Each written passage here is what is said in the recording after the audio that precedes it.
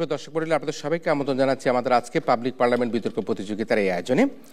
আজকে এই ছায়া সংসদে বিতর্কিকরা আমলাতান্ত্রিক জটিলতাই কি বিনিয়োগের জন্য প্রধান বাধা কিনা সে বিষয়ে কথা বলবে, এবং এটি নিয়ে কথা বলবার জন্য আমাদের সাথে সরকারি দল হিসেবে অংশগ্রহণ করছে ঢাকা ইন্টারন্যাশনাল ইউনিভার্সিটি এবং বিরোধী হিসেবে অংশগ্রহণ করছে ড্যাফোডিল ইন্টারন্যাশনাল ইউনিভার্সিটি। এই প্রতিযোগিতায় যে 5 জন সম্মানিত বিচারক মণ্ডলী বিচার কার্য সম্পাদন করবেন, সম্মানিত বিচারকরা হচ্ছেন সাংবাদিক বাবু কামরুজ্জামান, বিশেষ প্রতিনিধি ও ইনচার্জ বিজনেস ডেস্ক নিউজ 24। বিচারক হিসেবে রয়েছেন সাংবাদিক ইকবাল আহসান, বিশেষ প্রতিনিধি বিজনেস ও ইকোনমিক ডেস্ক প্রধান চ্যানেল 24। পরবর্তী বিচারক অধ্যাপক আবু মোহাম্মদ রইস, লেখক, বিতর্ক সংগঠক ও নাট্যকার। এরপরে বিচারক হিসেবে রয়েছেন ডক্টর এস এম মোর্শেদ, সাবেক বিতার্কিক ও উন্নয়ন যোগাযোগ বিশেষজ্ঞ। সর্বশেষ বিচারক সাংবাদিক আবুল কাশেম, বিশেষ প্রতিনিধি দ্য বিজনেস স্ট্যান্ডার্ড ও সেক্রেটারি ইকোনমিক রিপোর্টার্স ফোরাম। সম্মানিত বিচারক মণ্ডলী যে সকল বিষয়ের উপর নম্বর প্রদান করবে তা হল প্রস্তাব, কৌশল ও দলীয় অবস্থান ব্যাখ্যা 5, উপস্থাপনা 5, উচ্চারণ বাচনভঙ্গি 5, তথ্য প্রদান 5, যুক্তি প্রয়োগ 5 এবং পয়েন্ট মোকাবেলা 5। আজকের এই ছায়া সংসদটি পর্যবেক্ষণ করে বিতার্কিকদের বক্তব্য আলোকে বক্তব্য প্রদান করবার জন্য আমাদের সাথে সম্মানিত প্রধান অতিথি হিসেবে উপস্থিত রয়েছেন আর্থিক খাত বিশ্লেষক ও বিশিষ্ট অর্থনীতিবিদ জনাব মামুন রশিদ। আমরা আমাদের সম্মানিত প্রধান অতিথি আর্থিক খাত বিশ্লেষক জনাব মামুন রশিদকে সবাই জোরে তালি দিয়ে অভিনন্দন জানাই। আমরা আমাদের প্রধান অতিথির বক্তব্য শুনবো আয়োজনের একেবারে শেষে, তবে জানিয়ে রাখি প্রত্যেক বক্তা বক্তব্য প্রদান করবার জন্য মোট 4 মিনিট সময় পাবে। এক্ষেত্রে 3 মিনিটের সতর্ক সংকেত এবং 4 মিনিটের চূড়ান্ত সংকেত ধ্বনি দেওয়া হবে। এছাড়া প্রতি দল থেকে দলনেতারা আরও অতিরিক্ত 2 মিনিট সময় পাবে যুক্তি খণ্ডনের জন্য। এক্ষেত্রে 1.5 মিনিটের সতর্ক সংকেত এবং 2 মিনিটের চূড়ান্ত সংকেত ধ্বনি দেওয়া হবে। শুরু করছি আমাদের আজকের ছায়া সংসদ। শুরুতেই বাংলাদেশে বিনিয়োগের প্রধান চ্যালেঞ্জ নিয়ে যে প্রস্তাব, সে প্রস্তাব উত্থাপন করার জন্য আজকের এই ছায়া সংসদের মাননীয় প্রধানমন্ত্রী ও সংসদ নেতা ফাহমিদা আক্তার ইমাকে অনুরোধ করছি। মাননীয় সংসদ নেতা। বাংলাদেশে বিদেশি বিনিয়োগের সবচেয়ে বড় স্টেক হোল্ডার হলো জাপান। জাপানের 350টির বেশি কোম্পানি বাংলাদেশে বিনিয়োগ করেছে। সাম্প্রতিক সময়ে জাপানের এক্সটার্নাল ট্রেড অর্গানাইজেশনের এক জরিপে জানা যায় জাপানি উদ্যোক্তাদের 71% বাংলাদেশের ব্যবসায়িক পরিবেশে অসন্তুষ্ট। তাদের ভাষ্যমতে বাংলাদেশে বিনিয়োগের বড় 5 ঝুঁকি হলো আমলাতান্ত্রিক জটিলতা, বিনিয়োগ অনুমতি ও নিবন্ধন পেতে সময় ক্ষেপণ, জটিল শুল্ক পদ্ধতি, কর প্রক্রিয়া জটিল এবং রাজনৈতিক অস্থিতিশীলতা এবং মানহীন আইনি ব্যবস্থাপনা।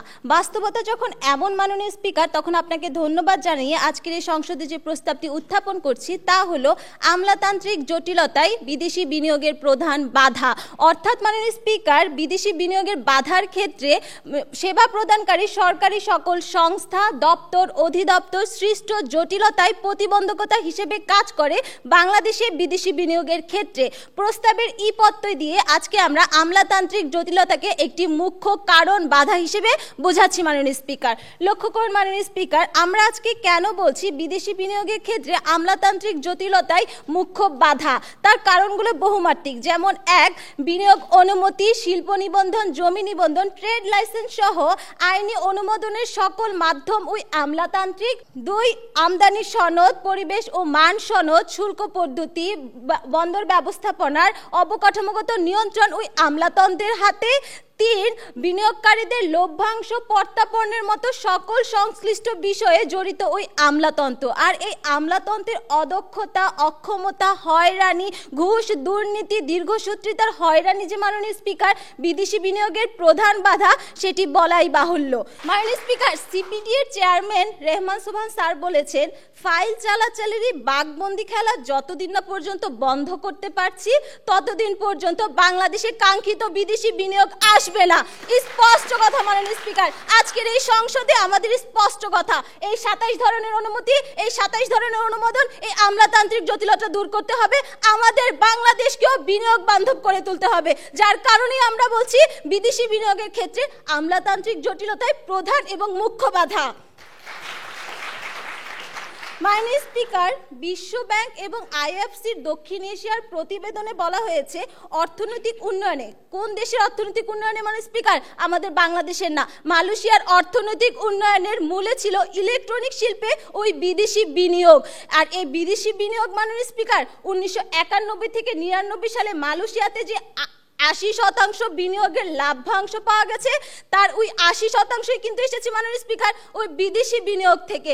তাহলে মাননীয় স্পিকার, আমাদের সকল জাতির কাছে প্রশ্ন, আমার বাংলাদেশ কেন পারছে না?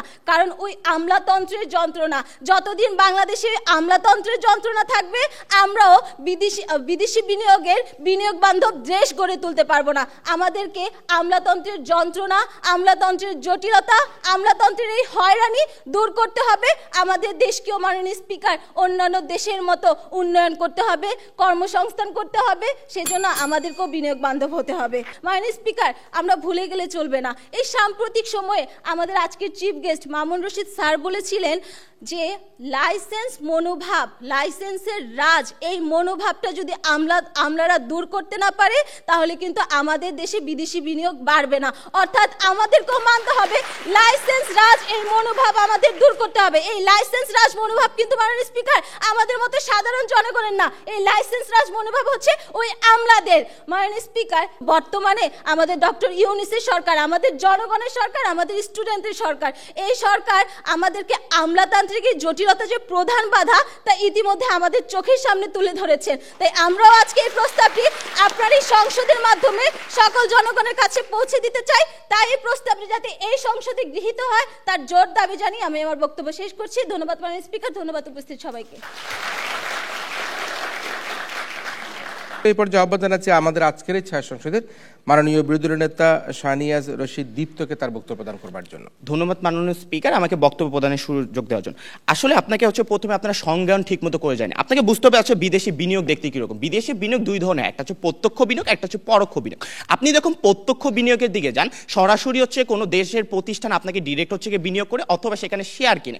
আপনাকে বুঝতে হবে যখন শেয়ার কিনে বা গিয়ে আপনার পরোক্ষ বিনিয়োগে আপনি যখন শেয়ার মার্কেটে ইনভেস্ট করেন, সেই জায়গায় কিন্তু লাইসেন্সের ব্যাপারগুলো থাকে না। আপনি লোকাল মার্কেটে ডিরেক্টলি টাকা ইনভেস্ট করতে পারবেন, কারণ আপনার দেশের গিয়ে যেই এক্সিস্টিং গিয়ে ব্যবস্থা আছে, সেই ব্যবস্থার উপরে আপনি টাকা ইনভেস্ট করেন। অর্থাৎ শেয়ার বাজারে যে ইনভেস্ট বা আপনি শেয়ার হোল্ডারের যে টাকা, সেটা লাইসেন্স বা পুঁথিগত ব্যবসার উপর অনেক বেশি নির্ভর না। সেইগুলোর উপর আপনার কেন হচ্ছে না আমলাতান্ত্রিক জটিলতা কোথায় আসলে, সেগুলোর উত্তর কোনো আপনি দিয়ে দেন। দ্বিতীয়ত, আপনাকে বুঝতে হবে একটা দেশের সরকারের যখন গিয়ে রাজনীতি সদিচ্ছা না থাকে, আমলাতান্ত্রিক নিয়ন্ত্রণ করে রাজনীতিক প্রতিনিধিরা। আপনি বললেন যে সৌদি আরবে আর কোমরা দেয়ালে গেস করতে পারে না, স্যামসাং করতে পারে না। এই রিজন কখনো আমলাতান্ত্রিক জটিলতা ছিল না, এই রিজন ছিল সেই দেশের রাজনীতির সদিচ্ছা। তারা জানে যে তাদের নিজস্ব স্বনির্ভরতা আছে, তাদের নিজস্ব নেপোটিজম আছে, তাদের যেসব দেশ আছে সেই সব দেশগুলোকে তারা সাপোর্ট দেবে। এরকম যে একটা মনোভাব তাদের মধ্যে, দেশের যে বড় বড় কোম্পানি তারা তাদেরকে টাকা ডোনেট করে যে আমাদের দেশের যাতে মার্কেটটা আমরা যাতে স্ট্যাবলিশ করতে পারি, অন্য বিদেশি কেউ না আসতে পারে, এরকম একটা মনোভাবের জন্য বিদেশে কোম্পানিকে অনেক বেশি টাকা পর্যা করার পর রাজনীতিক যে ব্যাপার সদিচ্ছায় সেটা কখনো কাজ করে। অর্থাৎ আমলাতান্ত্রিক নিয়ন্ত্রণ হয় সবসময় রাজনীতি হবে। এটা আগের থেকে আমরা দেখে আসছি যে সবকিছু ছিল শেখ হাসিনার কাছে, শেখ হাসিনা সরকারের কাছে। তারা কিভাবে নিয়ন্ত্রণ করবে, কাদের কাছে প্রফিট দেবে, ভারতের কাছে অনেক বড় একটা নির্ভর করছে, পরেও তারা সে জায়গায় বিনিয়োগ করছে। কেন? কারণ তারা জানে যে তাদের যে ভারত তাদের প্রতিনিধি তাদেরকে সাপোর্ট দেবে। এই যে ব্যাপারগুলো, এই ব্যাপারগুলো কখনো আমলাতান্ত্রিক পর্যন্ত আসেই না, রাজনীতিক সদিচ্ছা পর্যন্ত সেই জায়গায় চলে, যেমন সেই জায়গা থেকে আপনার কোনো বিনিয়োগ আসা পর্যন্ত আসে না। প্রথমে এটা বুঝতে হবে। দ্বিতীয়ত, আপনাকে বুঝতে হবে যে রাজনীতির সাথে রাজনীতিক অস্থিরতা। আপনারা বললেন এই ইউনিট সরকার আসলো, তাহলে কেন এই 11 বছরে সবচেয়ে কম এফডিআই এই বছর আসলে, এটার উত্তর আপনি দিয়ে যাবেন। কারণ এই ইউনিট সরকার আসার পর আমলাতান্ত্রিক জটিলতা আপনারা বলেন দূর হলো, তাহলে কেন 11 বছরে সবচেয়ে কম এফডিআই এই বছর আসলে, এটার কোনো উত্তর আপনাকে আসলে দিয়ে দিতে হবে। এরপর আপনাকে বুঝতে হবে যে যখন রাজনীতিক অস্থিতিশীলতা হয় তখন কি কি সমস্যা হয়। প্রথমত, আপনার যখন রাজনীতিক অস্থিতিশীলতা তৈরি হয় তখন সে দেশে বাজারজাত অনেক সমস্যা। এছাড়াও আপনি যদি দেখেন যে যখন দেশে অস্থিরতা সংকট হয়, তখন দেশে ডলার সংকট হয়, দেশের মুদ্রাস্ফীতির মতো জিনিস যখন বেড়ে যায়, তখন এক্সচেঞ্জ রেটটা অনেক বেশি পরিবর্তনশীল হয়, অর্থাৎ স্ট্যাবল থাকে না। এই পরিবর্তনশীল ফলে যখন বিদেশি বিনিয়োগরা আসবে, তখন তারা চিন্তা করে যে আমি এদেশে বিনিয়োগ করবো, সেটা পরিমাপ কিভাবে হবে, কতটুকু মুনাফা হবে, সেটা নির্ধারণ করতে পারে না। একটা দেশ যখন এত কোটি টাকা আপনাকে ইনভেস্ট করবে, আপনার এত বছর স্থায়ী বেশি করবে, তখন তাদের একটা প্ল্যান থাকে। সেই প্ল্যানটা পরিমাপ করার অবস্থা থাকে না, কারণ আপনার করের অনেক বেশি পরিবর্তন আছে, আপনার দেশে মুদ্রাস্ফীতি করছে, আপনার ডলার রেট পরিবর্তন হচ্ছে। এর ফলে তারা যে রিস্কটা, এই রিস্কটা কখনো নিতে চান।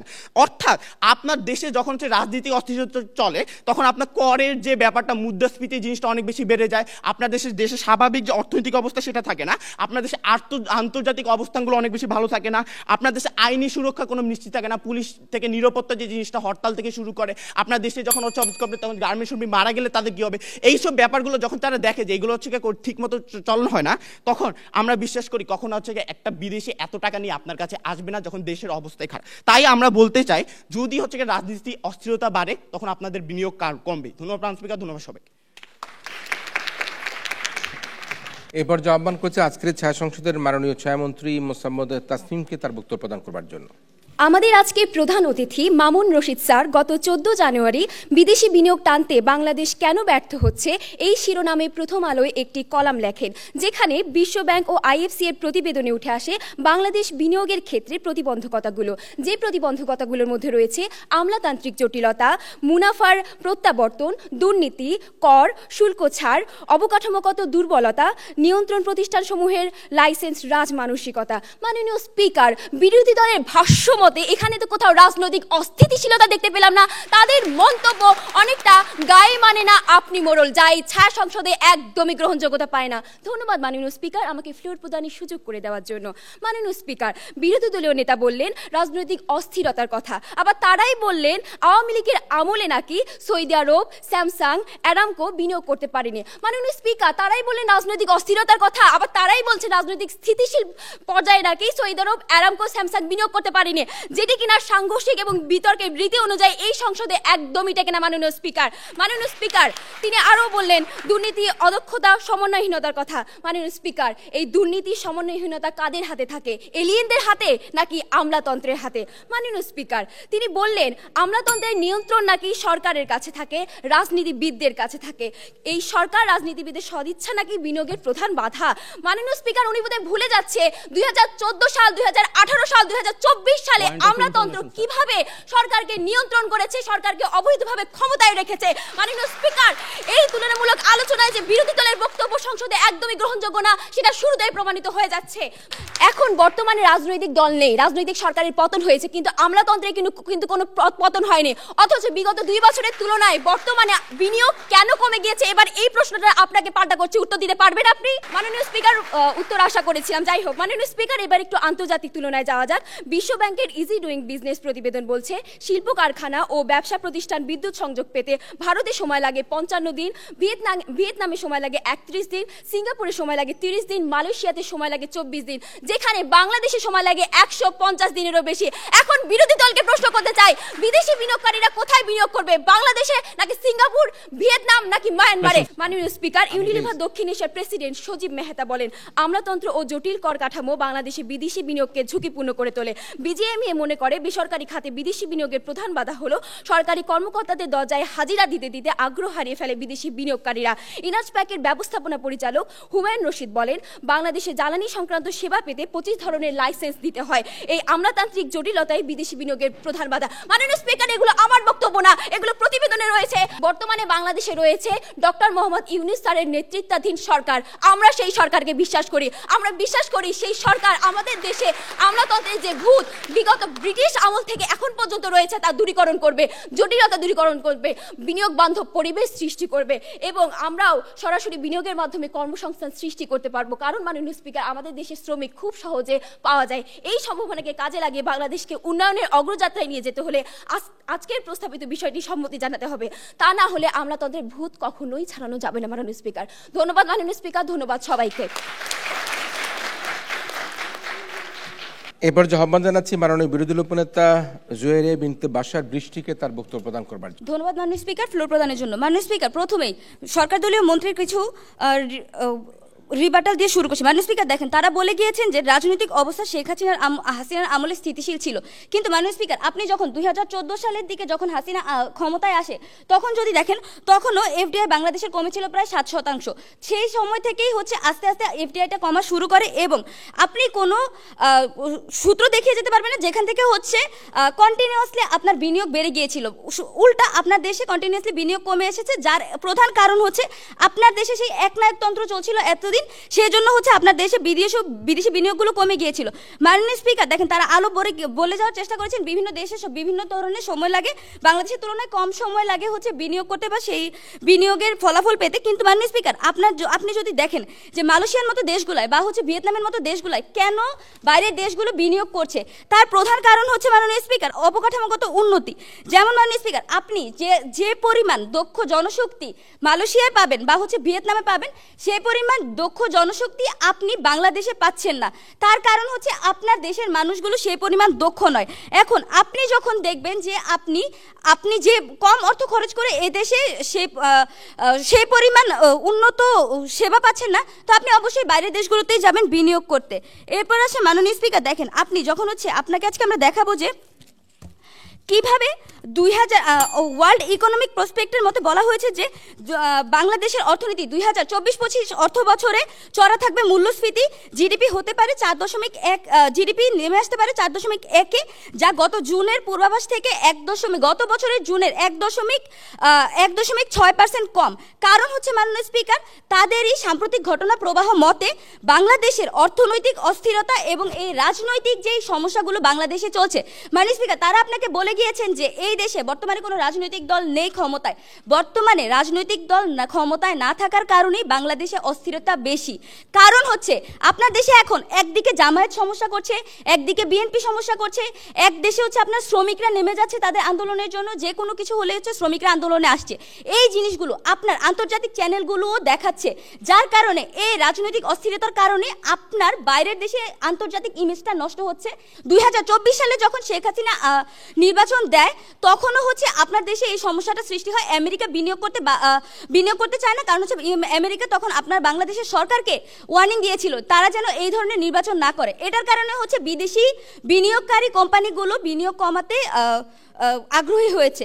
মাননীয় স্পিকার দেখেন, আপনার দেশে আপনি যে প্রশ্নটি করেছেন যে হচ্ছে এখন ডক্টর ইউনূস নিজে হচ্ছে বিনিয়োগকারীদেরকে আস্থা দিচ্ছেন আসার জন্য। মাননীয় স্পিকার দেখেন, আপনার দেশে যখন রাজনৈতিক অস্থিরতা থাকবে, প্রথমত আপনার নীতিমালা বারবার পরিবর্তন হবে, কারণ হচ্ছে আপনার এই রাজনৈতিক দলগুলো বারবার শিফট করতে থাকবে। দ্বিতীয়ত হচ্ছে আপনার দেশের বাজার বা দেশের অর্থনৈতিক অবস্থা ফিক্স থাকবে না, যার কারণে হচ্ছে প্রফিট হওয়ার সম্ভাবনা থাকবে না। সেই কারণে হচ্ছে আপনার দেশের বিনিয়োগকারীরা নিজের প্রফিট ভালনারেবল দেখলে তখন হচ্ছে বিনিয়োগ করতে চাইবে না, আন্তর্জাতিক সম্পর্ক নষ্ট হবে। এবং চতুর্থত হচ্ছে আপনার দেশের অবকাঠামোগুলোর উন্নয়ন হচ্ছে না এই রাজনৈতিক অস্থিরতার কারণে। কারণ এটা বাংলাদেশের ট্রেডিশন হয়ে গিয়েছে, যখন একটা সরকার একটা উন্নতির কাজ শুরু করবে, অন্য একটা সরকার এসে সেই কাজটা বন্ধ করে দিবে। এইসব জিনিসগুলো বিবেচনায় এনে একটা দেশ হচ্ছে আপনার দেশে বিনিয়োগ করতে চাইবে না, কারণ আপনার দেশের রাজনৈতিক অবস্থা স্থির নয়। ধন্যবাদ মাননীয় স্পিকার। এরপর জবাববান জানাচ্ছে আমাদের আজকের ছায়া সংসদের মাননীয় সদস্য সরকারি দলের জান্নাতুল ফেরদৌস সিনথিকে তার বক্তব্য প্রদান করবার জন্য। আমলাতন্ত্রের জটিল জালে বিনিয়োগের পথ রুদ্ধ হলে কি আছে এই জটিল জালে যেখানে স্বপ্ন আটকে থাকে। ধন্যবাদ মাননীয় স্পিকার, প্রধান অতিথি, বিচারক মণ্ডলী, প্রতিপক্ষ দল এবং শ্রোতাগণ।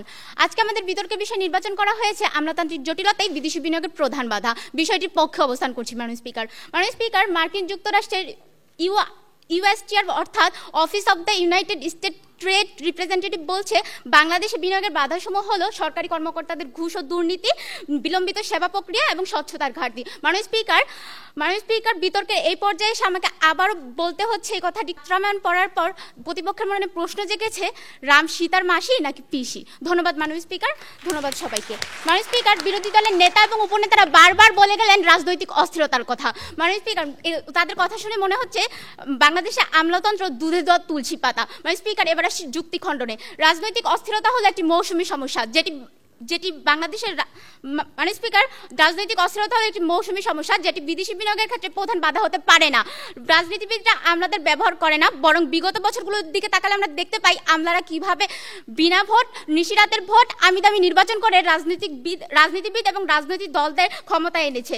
আর রইল দুর্নীতি, কারা করছে দুর্নীতি? মাননীয় স্পিকার, আমলারা করছে। মাননীয় স্পিকার, এবার আসি ফরেন ট্রেড ব্যারিয়ার্সের প্রতিবেদনে কি বলেছে। মার্কিন কোম্পানিগুলো নাকি অভিযোগ করেছে সরকারি কর্মকর্তারা ঘুষ নেওয়ার কারণে বাংলাদেশের দরপত্রে অংশগ্রহণ ও লাইসেন্স পাওয়া কঠিন হয়ে গেছে। এই কঠিন অভিযোগের পাওয়ার পরও কি আমরা বলতে পারি না মাননীয় স্পিকার আমলাতান্ত্রিক জটিলতায় বিদেশি বিনিয়োগের প্রধান বাধা? মাননীয় স্পিকার, আবারও আসছি আমাদের আজকের প্রধান অতিথি জনাব Mamun Rashid sir world economic ফোরামের গবেষণাপত্রে বরাত দিয়ে প্রথম আলোতে বলেছেন, মাননীয় স্পিকার, বিদেশি বিনিয়োগের ক্ষেত্রে সবচেয়ে বড় বাধা হলো অদক্ষ প্রশাসন, দুর্নীতি এবং দুর্নীতি এবং অর্থায়নের পরিবেশ, আমরাও কিন্তু সেটাই বলছি মাননীয় স্পিকার। অর্থাৎ সামগ্রিকভাবে আমলাতান্ত্রিক জটিলতায় বিদেশি বিনিয়োগের প্রধান বাধা। মাননীয় স্পিকার, বাংলাদেশের ব্যাংকের তথ্য কি বলছে? বাংলাদেশ ব্যাংকের তথ্য বলছে জুলাই সেপ্টেম্বরের প্রান্তিক বিদেশি বিনিয়োগের ক্ষেত্রে বাংলাদেশের বিনিয়োগ কমেছে 71%। মাননীয় স্পিকার, ফ্যাসিস্ট হাসিনা সরকার পতনের পর বাংলাদেশের শেয়ার বাজারে বিদেশি বিনিয়োগের ক্ষেত্রে উন্নতি হলেও মুদ্রার অবমূল্যায়ন, মুদ্রার বিনিয়োগের ক্ষেত্রে কিন্তু আমরা যেখানে ছিলাম সেখানেই কিন্তু আছি। মাননীয় স্পিকার, এর থেকে স্পষ্ট বোঝা যায় আমলাতন্ত্রের কুমন্ত্রণা বিদেশি বিনিয়োগের সম্ভাবনা যতটুকু ছিল সেটাও নষ্ট করে দিয়েছে। মাননীয় স্পিকার, আমরা সাম্প্রতিক সময়ের দিকে তাকালে দেখতে পাই লে অফের মাধ্যমে বেক্সিমকো বন্ধ করে দেওয়া হলো। রিসিভার নিয়োগ করেছিলেন সরকার, তারপরেও কেন বন্ধ করে দেওয়া হলো? 40,000 শ্রমিক কাজ করছে মাননীয় স্পিকার, তাদের কি হবে? তাদের ভাগ্য নিয়ে কেন এত ছিলিমিলি খেলা হচ্ছে? এর সমাধান কোথায় মাননীয় স্পিকার? মাননীয় স্পিকার, আপনি জেনে খুশি হবেন, ডেনমার্ক একেস ফার্মাসিউটিক্যালে $12.5 মিলিয়ন বিনিয়োগ করেছে। সুইজারল্যান্ডের দাভোসে বিশ্ব অর্থনৈতিক ফোরামের সম্মেলনে প্রধান উপদেষ্টা ডক্টর মোহাম্মদ ইউনূস বাংলাদেশে বিনিয়োগ করার জন্য আহ্বান জানিয়েছেন। তিনি আরও বলেছেন, বিনিয়োগের ক্ষেত্রে পদ্ধতিগত যে ত্রুটি তার সরকার সেটিকে সহজীকরণ করবে। মাননীয় স্পিকার, আমরা বিশ্বাস করি বিজ্ঞ অর্থনীতিবিদ হিসেবে বিনিয়োগের পদ্ধতিতে ত্রুটি যেমন নিবন্ধন সংক্রান্ত, অনুমোদন সংক্রান্ত, ইজারা মুনাফা দীর্ঘসূত্রিতা অর্থাৎ সামগ্রিক আমলাতান্ত্রিক জটিলতাই বিদেশি বিনিয়োগের ক্ষেত্রে প্রধান বাধা। মাননীয় স্পিকার, আমাদের যদি এই আমলাতান্ত্রিকতা রাজনৈতিক অস্থিরতা দূর করতে পারি, তাহলে আমরা দেখতে পাই বাংলাদেশ হবে উন্নয়নের সমৃদ্ধ সোনার বাংলাদেশ। যে কারণে আজকের এই প্রস্তাব আমলাতান্ত্রিক জটিলতায় বিদেশি বিনিয়োগের প্রধান বাধা গ্রহণ করা অত্যন্ত জরুরি। আজকের এই সংসদে এই প্রস্তাবটি যাতে গৃহীত হয় তার জোর দাবি জানাচ্ছি। স্বপ্ন পূরণে বড় বাধা নয়, স্বপ্ন পূরণে বাধা সরানোই মূল প্রয়োজন। ধন্যবাদ মাননীয় স্পিকার, ধন্যবাদ সবাইকে। এ পর্যায়ে সর্বশেষে আহ্বান জানাচ্ছি মাননীয় বিরোধী দলীয় সংসদ সদস্য ইন্তিসেফার আওয়াল রিদকে তার বক্তব্য প্রদান করবার জন্য। ধন্যবাদ মাননীয় স্পিকার, আমাকে সুযোগ প্রদানের জন্য। মাননীয় স্পিকার, দেখুন, আমলাতান্ত্রিক জটিলতায় বিদেশি বিনিয়োগের প্রধান বাধা, এই কথাটি বলা মানে হচ্ছে ট্রাফিক জ্যামে আটকে গিয়ে গাড়িকে দোষ দেওয়া। মূল সমস্যাটা কিন্তু রাস্তায়। গতি আনতে প্রয়োজন পরিকল্পনা এবং রাস্তার একটি সুষ্ঠু ব্যবস্থাপনা। এই মূল সমস্যাটা কিন্তু সেই গাড়িতে নয়। মাননীয় স্পিকার, আসলে এখন একটি বিষয় আছে, তাদের কথা শুনে মনে হচ্ছে যে আমলারাই আমাদের পুরো দেশটি চালাচ্ছে। কিন্তু মাননীয় স্পিকার, দেখুন, আমাদের দেশ চালানোর মূল কলকাঠিটা নাড়ে হচ্ছে দেশের সরকার। এই সরকারে কারা থাকে? এই সরকার একটি নির্দিষ্ট রাজনৈতিক দল থেকে। মাননীয় স্পিকার, দেখুন, তারা বলছেন বারবার যে আমলারা এই কাজ করছেন, কিন্তু আমাকে দেখতে হবে সেই আমলাদেরকে কারা নিয়োগ দিচ্ছে। সেই আমলাদেরকে আলটিমেটলি দেখা যাচ্ছে তারা বিশেষ পরীক্ষায় প্রশ্ন ফাঁসের মতন ঘটনা ঘটছে, সেখান থেকে আলটিমেটলি নিজেদের সরকার নিজেদের পছন্দ মতন ব্যক্তিকে আমলা হিসেবে নিয়োগ দিচ্ছে। আমার লোককে, আমার যদি ভালো লাগে, আমার লোককে যদি আমি নিয়োগ দিতে পারি, তাহলে আমার দুর্নীতি করতে সুবিধা হবে। সেই রাজনৈতিক সমস্যার কারণে আমাদের রাজনৈতিক সিস্টেমটা এমন একটি আবদ্ধের মধ্যে চলে এসেছে যে আমি এত টাকা খরচ করে নির্বাচন করেছি, আমি তার 5 গুণ টাকা উঠিয়ে এখান থেকে বের হবো। এটি হচ্ছে বাংলাদেশের রাজনৈতিক একটি সমস্যা, রাজনৈতিক একটি সদিচ্ছার অভাব। মাননীয় স্পিকার, দেখুন, তাদের কথাগুলোতে যদি আসি, তারা কি বলার চেষ্টা করেছে। মাননীয় স্পিকার, তাদের প্রথম বক্তা একদম শুরুতেই কোনো ধরনের কোনো সংজ্ঞায়ন প্রদান করেনি। আমলাতন্ত্র কি বিষয়টা, এটি নিয়ে তারা কোনো ধরনের কোনো কথা বলেনি। এককভাবে তারা জাপানের কথা বলেছে, জাপান এত টাকা বিনিয়োগ, $1 বিলিয়ন বিনিয়োগ বাংলাদেশে করে। কিন্তু আমাদেরকে দেখতে হবে, এককভাবে জাপান করলেও বাকি এতগুলো দেশ আছে, তাদের সাথে যদি মিলাই, তাহলে কিন্তু জাপানের থেকে সেটা বেশিই হবে। মাননীয় স্পিকার, আরও একটি বিষয় হচ্ছে, তারা স্যামসাংয়ের কথা বললো। তারা বললো মালয়েশিয়াতে এত% হার, সিঙ্গাপুরে এত% হার, এবং বাংলাদেশে সময় লাগে 150 দিন। এই কথাটি তারা বলে গেল। কিন্তু মাননীয় স্পিকার, দেখুন, আমার এই দেশে 5,000 কোটি টাকা বিনিয়োগ করবো, সাপোজ আমি 5,000 কোটি টাকা বিনিয়োগ করবো, আমি জানি এই দেশের অবস্থা কি। সিঙ্গাপুরে একটা শ্রমিককে আমার নিতে $এত বিল দিতে হবে, বাংলাদেশে একটা শ্রমিককে নিতে আমাকে $এত প্রতিদিন বিল দিলে আমার সেই কাজটি হয়ে যাবে। আমি জানি এখানে বিনিয়োগ করলে আমার লাভ হবে, আমার কোম্পানির লাভ হবে, তবুও কেন আমি বাংলাদেশ ছেড়ে সেখানে গেলাম। মাননীয় স্পিকার, আরও একটি বিষয় বলতে চাচ্ছি হচ্ছে, আপনারা একটি বলেছিলেন যে ইলেকট্রনিক শিল্পের কথা বলেছিলেন। ইলেকট্রনিক শিল্প বা এই ধরনের শিল্পের জন্য কিন্তু একটি প্রযুক্তিগত বিষয় লাগে। আপনি যাকে তাকিয়ে দিয়ে আপনি একটি কম্পিউটার হার্ডওয়্যার তৈরি করবেন, আপনি যাকে তাকিয়ে দিয়ে আপনি সেই কম্পিউটার হার্ডওয়্যারটি তৈরি করতে পারবেন না। আপনার সেই দক্ষ জনবল প্রয়োজন। এই দক্ষ জনবলটি আসবে কই থেকে? এই দক্ষ জনবল নিশ্চয়ই আপনার আমলারা আনবেন না। যদি সেই রাজনৈতিক দল, সেই ক্ষমতায় থাকা দল সেই দেশকে ট্রেন করে, সেই দেশের জনগণকে ট্রেন করে, তারপরে সেই দক্ষ জনবলটি তৈরি হবে। মাননীয় স্পিকার, আরো একটি বিষয় হচ্ছে কর এবং শুল্ক, যে বিষয়টি আমাদের মাননীয় দলের বক্তারা বলে গিয়েছেন। দেখুন মাননীয় স্পিকার, বিভিন্ন বিভিন্ন প্রতিষ্ঠান যখন বিনিয়োগ করে তারা বিনিয়োগের পরে প্রথমে বিনিয়োগের আগে চিন্তা করে দেশের সার্বিক পরিস্থিতি কেমন, দেশের রাজনৈতিক অবস্থা কি স্থিতিশীল আছে কি নেই, দেশে যদি আমি এই পণ্যটি তৈরি করি আমি কি এটি পরিবহন করতে পারবো কিনা, আমার দেশের প্রাকৃতিক ভৌগোলিকভাবে দেখুন বাংলাদেশ একটি প্রাকৃতিক দুর্যোগময় একটি জায়গা, এই বিষয়টি আপনাকে মাথায় রাখতে হবে। একটি কোম্পানি যখন আপনি প্রতিষ্ঠা করবেন আপনার সেই কোম্পানিটি 5 বছর পরে বন্যায় ডুবে যাবে নাকি এর কোনো নিশ্চয়তা আপনি দিতে পারবেন না। এখানে আমলাদের কোনো দোষ নেই। সাপোজ কোনোভাবে একটি প্রতিষ্ঠান স্থাপিত হলো কিন্তু প্রাকৃতিক দুর্যোগের জন্য আপনি ধ্বংসপ্রাপ্ত হতে পারেন, এই বিষয়গুলো আপনাকে মাথায় রাখতে হবে। মাননীয় স্পিকার, আরো একটি বিষয় দেখুন, বিদেশি মুদ্রার একটি অনিশ্চয়তা আছে। আজকে আমার ডলারের দাম 120 টাকা, কালকে 125 টাকা, তারপরের দিন 128 টাকা হয়ে যাচ্ছে। এই বিষয়গুলো কিন্তু আমলারা নিয়ন্ত্রণ করে না, দেশের সার্বিক একটি পরিস্থিতির জন্য এই বিষয়গুলো নিয়ন্ত্রণ হয়। যখন একটি রাজনৈতিক অবস্থার যখন একটি বিপজ্জনক একটা দিকে চলে যায় তখন কিন্তু ডলারের রেটগুলো উঠানামা করে। মাননীয় স্পিকার, আমি একটি বিষয় বলতে চাচ্ছি, আমলাদের দোষ আছে, আমলাদের দোষ নাই আমি সেটি স্বীকার করছি না, আমলাদের দোষ অবশ্যই আছে, কিন্তু আপনাকে দেখতে হবে আমলাদের দোষ ব্যতীত আরো এতগুলো দোষ যে আমাদের দলের প্রতিটি বক্তা দেখিয়ে গেল, এই বিষয়গুলো দয়া করে খণ্ডন করে দিয়ে যাবেন যে এই বিষয়গুলো কেন দায়ী না। আপনারা শুধুমাত্র আমলাদের নিয়ে কথা বললে কাজ হবে না। আপনাদের কথা শুনে মনে হচ্ছে দেশে বিনিয়োগ আসছে না শুধুমাত্র সেই আমলাদের জন্য। আমলারা যদি একটু ভালোভাবে কাজ করতো, আমলারা যদি সময় মতো লাইসেন্স দিত, আমলারা যদি 150 দিনের জায়গায় শুধুমাত্র 50 দিন নিত, তাহলে হয়তো বা দেশে বিনিয়োগ চলে আসতো। কিন্তু আপনি এটা দেখছেন না যে দেশের রাজনৈতিক অবস্থা ঠিক নেই, আমার গার্মেন্টসের সামনে প্রতিদিন হরতাল হচ্ছে, প্রতিদিন আন্দোলন হচ্ছে, অমুক দল নির্বাচন করছে, অমুক দল বলছে এত তারিখের মধ্যে নির্বাচন দিতে হবে, দেশের কোনো কিছু অবস্থা ঠিক নেই। আপনি সেখানে শুধুমাত্র আমলাদের দোষারোপ করতে পারেন না মাননীয় স্পিকার। আমলাদের দায়িত্ব বা আমলাদের দোষারোপ সেখানে কখনোই প্রধান কারণ হতে পারে না। মাননীয় স্পিকার, আমি আরো একটি বিষয় দিতে চাই, টেসলার একটি উদাহরণ দিতে চাই। টেসলা কিন্তু বাংলাদেশে বিনিয়োগ করতে চেয়েছিল, বাংলাদেশে তারা তাদের কারখানা তৈরি করতে চেয়েছিল, কিন্তু তারা কেন করেনি? আমাদের অবকাঠামোগত একটি সমস্যা আছে। আমরা জানি টেসলার একটি গাড়ির জন্য আমাদের বৈদ্যুতিক একটি ব্যবস্থার প্রয়োজন হয়, এই বৈদ্যুতিক ব্যবস্থা বাংলাদেশে নেই। তারা পরবর্তীতে করেছে কি, তারা ভারতে গিয়েছে, কারণ ভারতে সেই অবকাঠামো আছে এবং বাংলাদেশে সেই অবকাঠামোটি নেই। এই কারণে টেসলা কিন্তু বাংলাদেশ থেকে সরে গিয়েছে। আমি আরো বলতে পারি, আমি অ্যামাজনের কথা বলতে পারি, আমি আরো একটু উদাহরণ দিই যে শেল কোম্পানি তারা বাংলাদেশে কেন বিনিয়োগ করেনি, এর ডাইরেক্ট কারণ হিসেবে তারা বলেছে দেশের 2013 সালে বলেছে দেশে যে রাজনৈতিক পরিস্থিতির অবস্থা রয়েছে এই কারণে কিন্তু তারা বিনিয়োগ করেনি। মাননীয় স্পিকার, আরো বলতে চাই, অ্যামাজন, নাইকি, টেসলা, ভক্সওয়াগন, তারপরে হচ্ছে ফর্ড, এরা কিন্তু বাংলাদেশের যে বাজারটি রয়েছে এই বাজারটি বিশ্লেষণ করে, বাংলাদেশের সামগ্রিক পরিবেশ বিশ্লেষণ করে দেখেছে এখানে বিনিয়োগ বান্ধব একটি পরিবেশ নেই। শুধুমাত্র আপনি আমলাদেরকে দায়ী করতে পারেন না, সামগ্রিকভাবে যতগুলো বিষয় বলেছি এই সবগুলো বিষয় এই জটিলতার জন্য এবং এই বিনিয়োগ বান্ধব একটি জায়গা যে তৈরি হচ্ছে না এর জন্য দায়ী, এবং এজন্য বিদেশি বিনিয়োগ তৈরি হচ্ছে না এই দেশে। ধন্যবাদ মাননীয় স্পিকার, ধন্যবাদ সকলকে। আমরা তিনজন 6 বক্তার বক্তব্য শুনলাম। এবার আমরা যুক্তি খণ্ডন পর্বে চলে যাচ্ছি এবং যুক্তি খণ্ডন পর্বে সর্বপ্রথম আহ্বান জানাচ্ছি আজকের ছায়া সংসদের মাননীয় বিরোধী নেতা শাহনওয়াজ রশিদ দীপ্তকে পুনরায় তার বক্তব্য প্রদান করবার জন্য। ধন্যবাদ মাননীয় স্পিকার। অনেকগুলো কষ্টের সাথে বলতে চাই, অনেকগুলো প্রশ্নের উত্তর এখনো পাইনি। আপনারা কেন হচ্ছে শেয়ার হোল্ডার যেসব জায়গা বা শেয়ার মার্কেট যে জায়গায় লাইসেন্সের ব্যাপারগুলো অনেক কম, সেই জায়গায় কেন বিনিয়োগ হচ্ছে কমে গেছে, এইগুলোর উত্তর একটাও পাইনি। দ্বিতীয়ত, আপনার হচ্ছে গিয়ে সৌদি আরবে আরামকো 3বার আসছে তাদের উচ্চ পর্যায়ে নিয়ে, স্যামসাং আসছে, তারা কেন হচ্ছে গিয়ে নিজ ইচ্ছায়, তারা জানে আমলাতান্ত্রিক জটিলতা আছে, তাও তারা কেন সুযোগ পায়নি, সেটার উত্তর আপনারা এখনো দিতে পারেন। চতুর্থত, আপনার দেশের বর্তমান পরিস্থিতি, রাজনীতিক যখন হচ্ছে বিদ্রোহী হচ্ছে গিয়ে সম্পূর্ণ আমলাতান্ত্রিক নিয়ন্ত্রণ করে, এমনকি দেখা গেছে BCS এর মতো পরীক্ষায় আমলাতান্ত্রিক যারা রাজনীতিকে রেফারেন্সের মাধ্যমে আমলারা ভর্তি হয়, আমলারা জয়েন হয়, সেই জায়গায় কিভাবে আপনি বিশ্বাস করেন যে একটা আমলাতান্ত্রিক নিয়ন্ত্রণটাই রাজনীতিক, সেই জায়গায় কেন রাজনীতিক প্রভাবটা অনেক কম, সেটা হচ্ছে আপনার কাছে প্রশ্ন উত্তর পাইনি।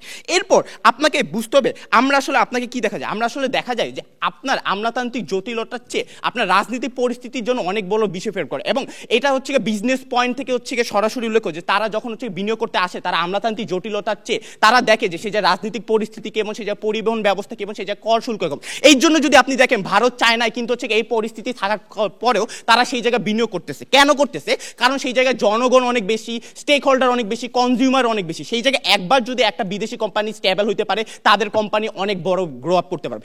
অর্থাৎ বাংলাদেশে এরকম অবস্থা, কিন্তু বাংলাদেশে কেন আসতে পারতেছে? কারণ রাজনৈতিক পরিস্থিতি যখন খারাপ, আপনার যখন হচ্ছে আসার মতো পরিস্থিতি নাই, আপনাকে হচ্ছে রাজনৈতিক নেপোটিজম কারণে আপনাকে হচ্ছে ঢুকতে দিবে না, বা আপনি যদি ঢুকতে যান তখন হচ্ছে এই রাজনৈতিক পরিস্থিতি আপনার হট্টগোল, আপনার শ্রমিক যে সহজে পাইতেন সেটাও পাবে না, কারণ হচ্ছে আপনার শ্রমিকের হচ্ছে আন্দোলনে ব্যস্ত, তারা হচ্ছে নিজের কর্মস্থান যাইতে পারছে না, অফিস আদালত বন্ধ থাকতে হয়, অফিসে 5 দিনের মধ্যে 4 দিনই বন্ধ থাকতে হয়, কারণ হচ্ছে আপনার আন্দোলনের অবস্থা। আপনার রাজনীতি দলগুলো এক একটা পরিবর্তন হচ্ছে, আপনার বিএনপি আসছে, সাজা আসছে, এরকম একটা অবস্থায় কখন হচ্ছে তারা চাবে না যে একটা দীর্ঘমেয়াদী পরিকল্পনা করে এই জায়গা হচ্ছে এত কোটি টাকা হচ্ছে ঢাকতে।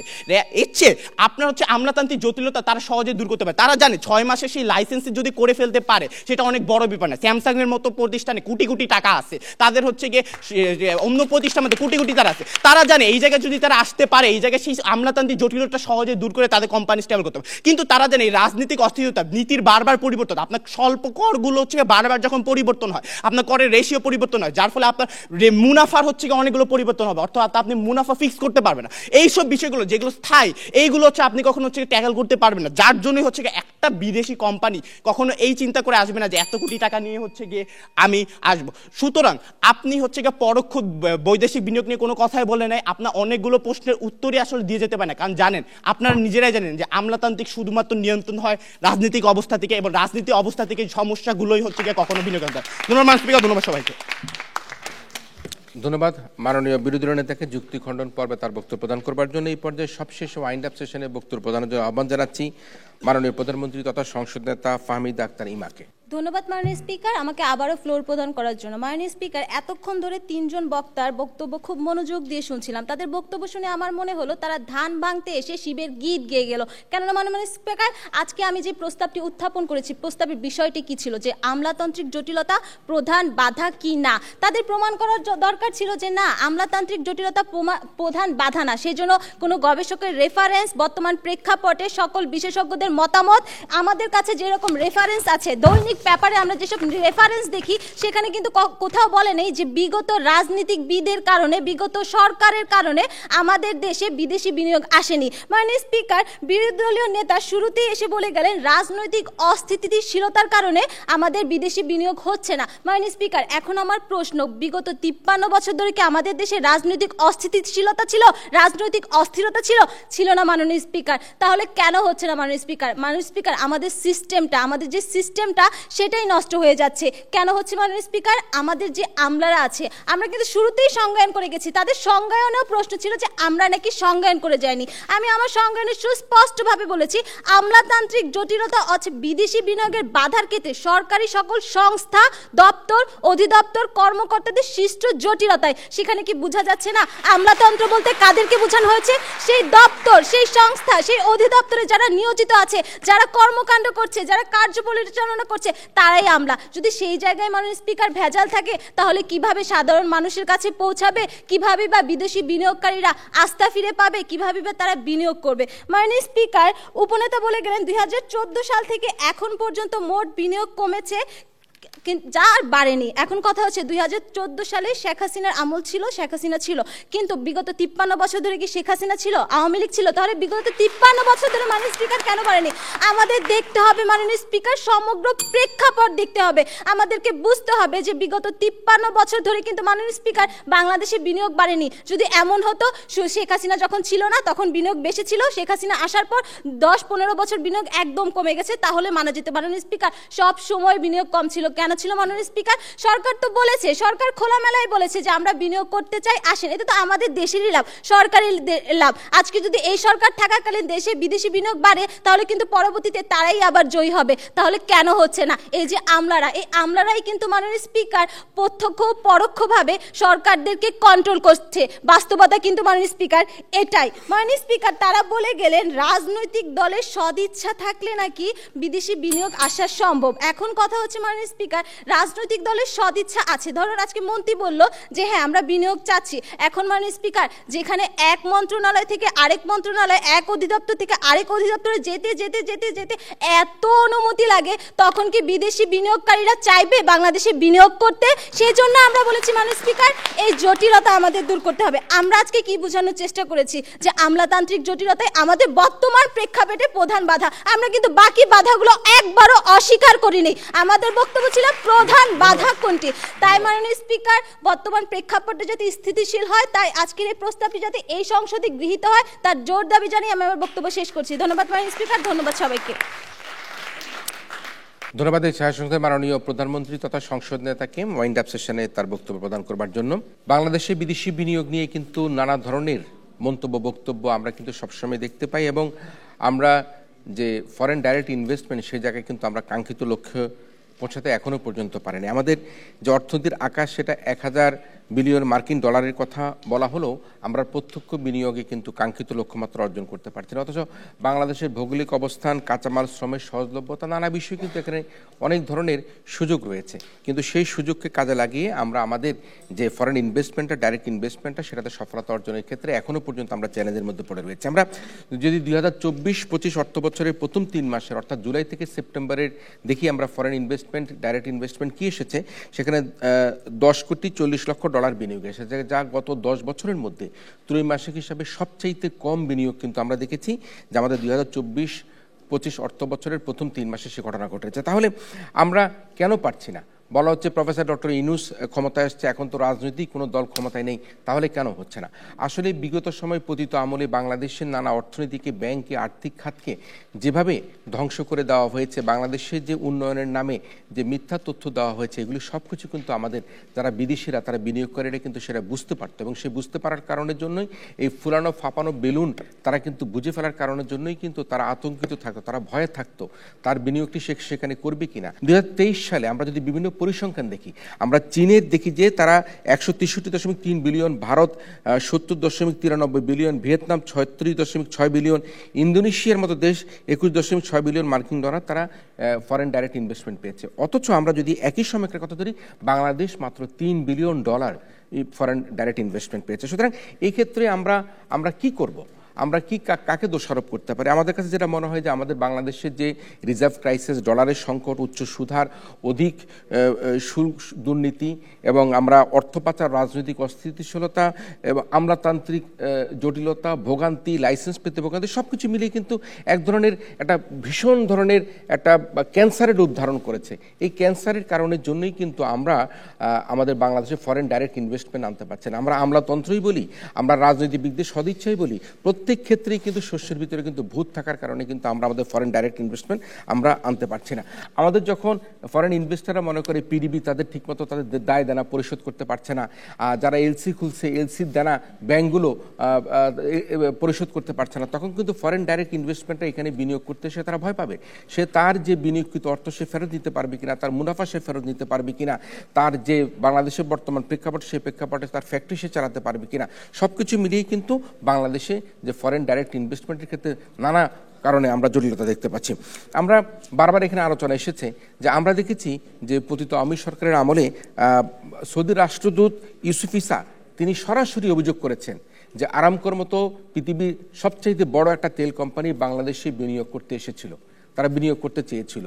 সরকারের নানা রকম আমলাতান্ত্রিক জটিলতা, এবং যখন সেই বিনিয়োগটা আসে, যারা বিনিয়োগ যাদের হাত ধরে আসবে তাদের ব্যক্তিগত সুবিধা না পাওয়ার কারণের জন্য কিন্তু সেই সৌদি আরবের আরামকোর মতো এরকম একটা বড় প্রতিষ্ঠান তারা বাংলাদেশে ফরেন ডাইরেক্ট ইনভেস্টমেন্ট না করে তারা ফিরে চলে যেতে হয়েছে। আমরা শুনতে পেয়েছি তৎকালীন যেখানে একক ক্ষমতা অন্তর্ভুক্ত ছিল সেই প্রধানমন্ত্রীর কার্যালয়ে বলা হতো, আপনি যে ফরেন ডাইরেক্ট ইনভেস্টমেন্ট নিয়ে আসছেন তাহলে বিশেষ ব্যক্তির কী লাভ হবে, আমার কি লাভ হবে, অমুক সচিবের কী লাভ হবে। সুতরাং এখানে আপনি যদি বিদেশি বিনিয়োগ আনতেও চান, কেউ বিনিয়োগ করতেও চায়, তাহলে ব্যক্তি বিশেষের সুবিধা প্রদান না করলে, ঘুষ প্রদান না করলে, দুর্নীতির আশ্রয় গ্রহণ না করলে কিন্তু বাংলাদেশে বিনিয়োগ করা যেত না। সে কারণে তারা সবসময় বলতো, সরকারের আমলারা, মন্ত্রীরা সবাই খুশি হয়েছিল যখন চাইনিজ বিনিয়োগ বাংলাদেশে চলে আসতো, কারণ চায়নারা বুঝে কীভাবে বাংলাদেশের লোকদেরকে ম্যানেজ করতে হয়, কীভাবে তারা বিনিয়োগ করতে হয়, কীভাবে তারা তাদের অর্থ ফেরত দিতে হয়। সুতরাং এই যে দুর্নীতি, হয়রানি, ঘুষ, এক কেন্দ্রিক শাসন ব্যবস্থা, এগুলির জন্য কিন্তু বাংলাদেশে আমরা ফরেন ডাইরেক্ট ইনভেস্টমেন্ট আনতে নানা ক্ষেত্রে আমরা ব্যর্থতার পরিচয় দেখতে পেয়েছি। বাংলাদেশের একটা বড় সমস্যা হচ্ছে চাটুকারিতা, চাঞ্চল্যকর তথ্য প্রদান করা। যেখানে কোনো ইনভেস্টমেন্ট হয় নাই, কোনো ফেয়ারে গিয়েছে, কেউ হয়তো ফেয়ারে তার দ্রব্য দেখতে এসছে, আসার পরে বলছে যে না এটা আমার অর্ডার হয়ে গিয়েছে।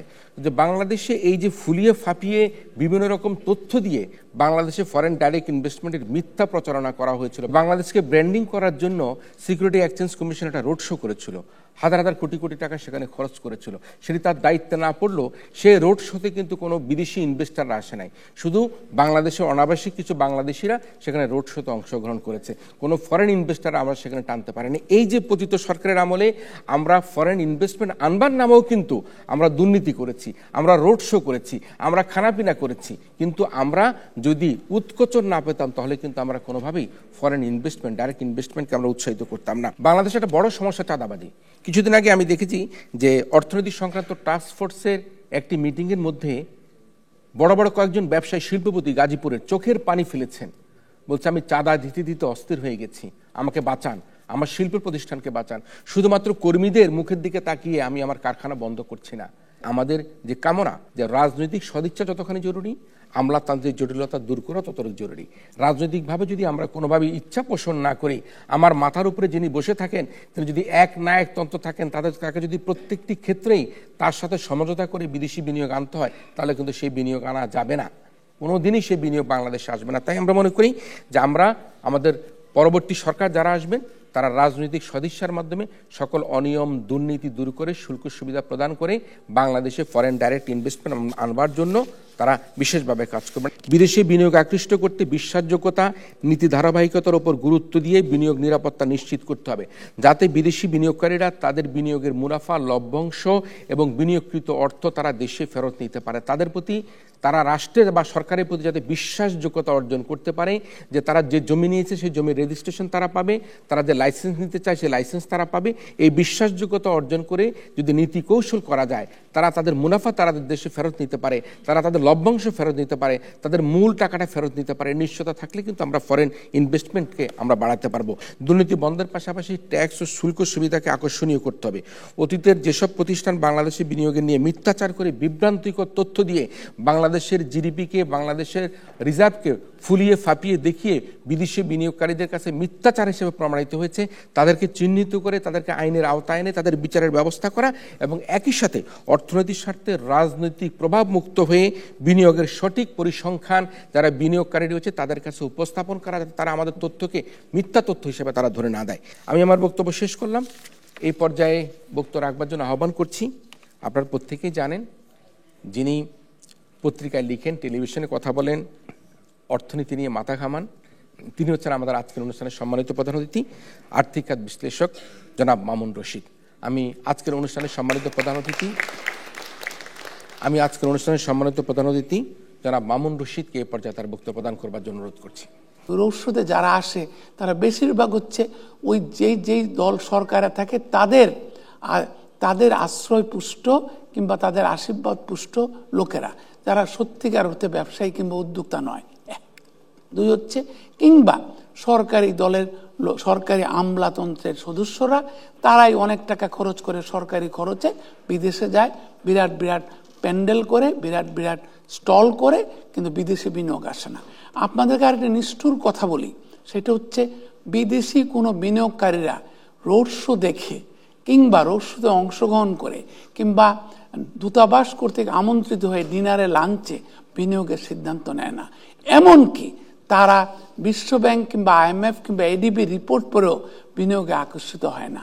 তাদের কাছে প্রধান বিবেচ্য বিষয় সেইখানের জনগণ আমার পণ্য কিনতে পারবে কিনা, আমার মতো একটা পণ্য যদি উৎপাদন করতে হয় পণ্যের সকল গুণাবলী বজায় রেখে এবং প্রতিষ্ঠানের সকল খ্যাতি বজায় রেখে, সুখ্যাতি বজায় রেখে আমি পণ্য উৎপাদন করতে পারবো কিনা, সেখানে আমাকে আইনি প্রোটেকশন দেওয়া হবে কিনা, আমি যদি কোনো স্থানীয়দের সাথে কিংবা রাজনীতিবিদদের সাথে কোনো আইনি লড়াই অবতীর্ণ হই, সেখানে সুষ্ঠু আইনি নিষ্পন্নের ব্যবস্থা করার মতো বিচার ব্যবস্থা বহাল রয়েছে কিনা, বিচারকরা মার্কেন্টাইল ল কিংবা অ্যাডমিরালটি ল অনুসারে যে কোনো মামলার নিষ্পত্তি করতে পারবে কিনা, আমাদের আমলাতন্ত্র কিংবা সরকারের কর্মকর্তারা কিভাবে নিয়োগপ্রাপ্ত হয়, কিভাবে তারা প্রমোশন লাভ করে। শুরুতেই বলেছিলাম, কেউ কিন্তু রোড শোতে অংশগ্রহণ করে ওয়ার্ল্ড ব্যাংকের রিপোর্ট পড়ে তারা বিনিয়োগ করতে আসে না। তারা বিনিয়োগ করতে আসে একদিকে যেমন বাজার আকর্ষণ, দ্বিতীয় হচ্ছে বাজার থেকে মুনাফা করতে পারবো কিনা, তৃতীয় হচ্ছে যোগ্য জনবল পাবো কিনা, দক্ষ জনবল পাবো কিনা, ব্যবস্থাপক পাবো কিনা, চতুর্থ হচ্ছে মুনাফা ফেরত নিতে পারবো কিনা, পঞ্চমত তারা দেখে কি স্থানীয়ভাবে যারা বর্তমানে ব্যবসারত রয়েছে, বর্তমানের দেশে বিদেশে উদ্যোক্তারা, তারা কিরকমভাবে আছে, তাদেরকে আমরা কিভাবে দেখভাল করছি। অনেক বড় বড় কোম্পানির কথা জানি, তারা আমাদের দেশে আসবে কি আসবে না তা প্রধানত নির্ভর করে বাজার আকর্ষণের পাশাপাশি, শ্রমিকের সহজলভ্যতার পাশাপাশি, স্থানীয়ভাবে অলরেডি যারা ব্যবসা করছেন তাদেরকে আমরা কিভাবে রাখছি। আর last but not the list, বড় বড় যারা বিশ্বখ্যাত প্রতিষ্ঠান, তাদের ক্ষেত্রে সবচেয়ে বড় একটি বিষয় হচ্ছে, পরিধানযোগ্য বিষয় হচ্ছে রেপুটেশনাল রিস্ক। তাদেরকে যদি এই দেশে এসে ঘুষ দিতে হয়, জমি অধিগ্রহণের জন্য ঘুষ দিতে হয়, জমির রেজিস্ট্রেশনের পয়সা যদি ট্যাক্সের কারণে কম দেখাতে হয়, কিংবা তাদেরকে যদি সরকারি কর্মকর্তাদের আত্মীয় স্বজনকে লাইসেন্স দেওয়ার বিনিময়ে চাকুরি দিতে হয়, তাহলে কিন্তু তারা একটা রেপুটেশনাল রিস্কের চ্যালেঞ্জে পড়ে যান। আপনারা জানেন মার্কিন যুক্তরাষ্ট্র, যুক্তরাজ্য, কানাডা, অস্ট্রেলিয়া, জার্মানির মতো বড় বড় G7 কান্ট্রিগুলোতে যারা আমাদের দেশে বিনিয়োগ আনলেই আমাদের দেশে কর্মসংস্থান বাড়বে, বিনিয়োগ বাড়বে, কর্মসংস্থান বাড়বে। কর্মসংস্থানের মাধ্যমে আমাদের যে জাতীয় শত্রু সেটি হচ্ছে দারিদ্র্যের বিমোচন হবে। সেই ক্ষেত্রে reputational risk, foreign corrupt practice act একটি কথা বলা হয়, আরেকটি কথা বলা হয় এন্টি ব্রাইবারি এনভায়রনমেন্ট।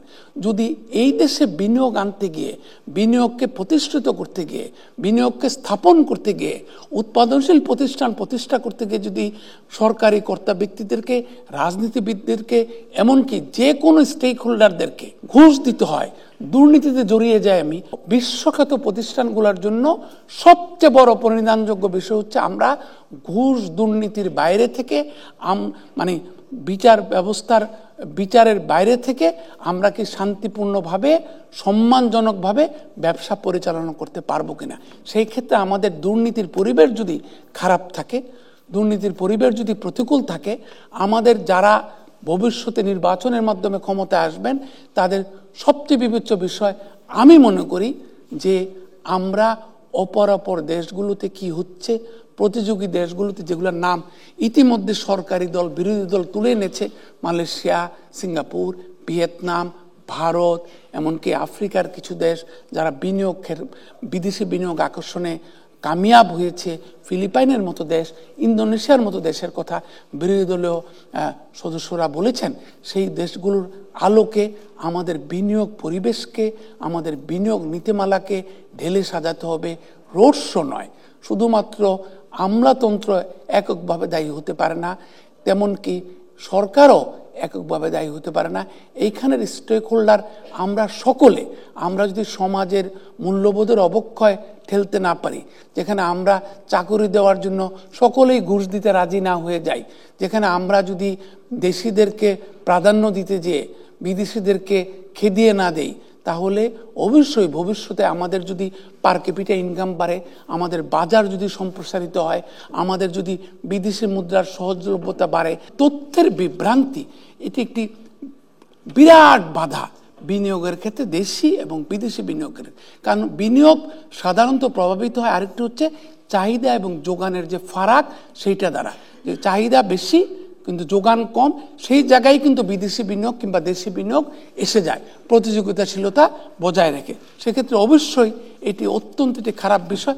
সেই ক্ষেত্রে রাজনীতিবিদরা যেমন দায়ী, তেমনটি আমলাতন্ত্র দায়ী। কারণ বিবিএস এর প্রধানরা ওই আমলাতন্ত্র থেকে আসে, দুর্নীতি দমন কমিশনের বেশিরভাগ সদস্য আমলাতন্ত্র থেকে আসে। সুতরাং সরকার যেমন দায়ী, রাজনীতিবিদরা যেমন দায়ী, রাজনৈতিক স্থিতিশীলতা এবং অস্থিতিশীলতা যেমনটি প্রশ্নবিদ্ধ, তেমনটি আমলাতন্ত্র, সরকারে কারা যাচ্ছে, তাদের প্রমোশন ক্রাইটেরিয়া কি, সেইটাও দায়ী। আপনাদের সকলকে অনেক অনেক ধন্যবাদ। বাংলাদেশ বিজয়ী হোক, বাংলাদেশ বিনিয়োগ আকর্ষণে আরও এগিয়ে যায়। রাজনৈতিক সদিচ্ছা এবং আমলাতান্ত্রিক জটিলতা দূর হয়ে যায়, তাহলেই আমরা মনে করি আমরা আমাদের ফরেন ইনভেস্টমেন্টের যে চ্যালেঞ্জ, সেই চ্যালেঞ্জ আমরা মোকাবেলা করতে পারবো। আমরা আমাদের ফলাফল পেয়ে গিয়েছি, আমরা হ্যাঁ না ভোটের মাধ্যমে ফলাফল ঘোষণা করব। আমলাতান্ত্রিক জটিলতায় বিদেশি বিনিয়োগের প্রধান বাধা, যারা প্রস্তাবের পক্ষে আছেন তারা হ্যাঁ বলুন, যারা প্রস্তাবের পক্ষে আছেন তারা হ্যাঁ বলুন, প্রস্তাবের পক্ষ দল হ্যাঁ বলুন, প্রস্তাবের বিপক্ষ দল না বলুন, যারা এই প্রস্তাবের বিপক্ষে আছে তারা না বলুন, প্রস্তাবের বিপক্ষ দল না বলুন। আমলাতান্ত্রিক জটিলতায় বিদেশি বিনিয়োগের প্রধান বাধা, এই শীর্ষক সারা সংসদে বিচারকদের রায়ে সরকারি দল 380 নম্বর পেয়ে এবং বিরোধী দলও তারা 380 নম্বর পেয়ে যৌথভাবে তারা বিজয় হবার গৌরব অর্জন করেছে।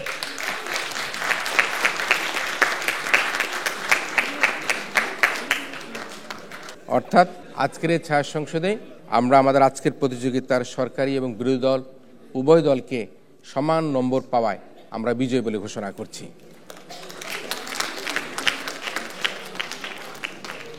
যেহেতু সমান নম্বর পেয়ে বিজয়ী হয়েছে, সে কারণে ঢাকা ইন্টারন্যাশনাল ইউনিভার্সিটি এবং ড্যাফোডিল ইন্টারন্যাশনাল ইউনিভার্সিটি উভয় দলকে ধন্যবাদ জানিয়ে আমাদের আগামী ছায়া সংসদ দেখার আমন্ত্রণের মধ্যে দিয়ে আজকের মতো ডিবেট ফর ডেমোক্রেসি আয়োজিত এই পাবলিক পার্লামেন্ট বিতর্ক প্রতিযোগিতা এখানেই শেষ করছি।